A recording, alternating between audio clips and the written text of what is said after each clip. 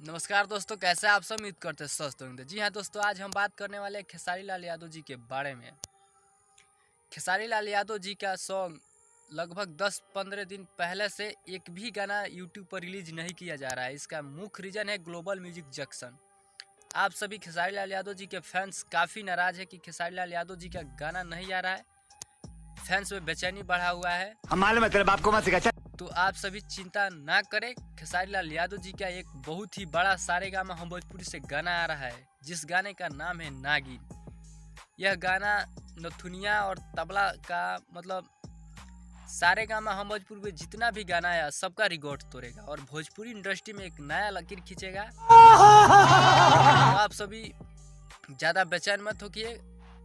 खेसारी लाल यादव जी का गाना भले ही कम आ रहा है, उसका रीज़न आप सब जान सकते हैं, ग्लोबल म्यूजिक जंक्शन के कारण नहीं आ रहा है। सारे गाने पे स्ट्राइक मारकर हटा दिया जा रहा है। तो आप सभी बेचैन मत होइए और सब्र धैर्य बनाए रखें, क्योंकि खेसारी लाल यादव जी का एक बहुत ही बड़ा प्रोजेक्ट सारेगामा हम भोजपुरी से रिलीज होने वाला है, जो कि वीडियो शूट हो गया है, ऑडियो शूट हो गया है, रिकॉर्डिंग भी हो गया है।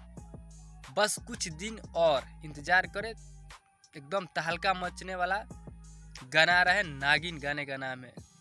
तो वीडियो को जमकर शेयर करिए, खेसारी फैंस में आग लगा।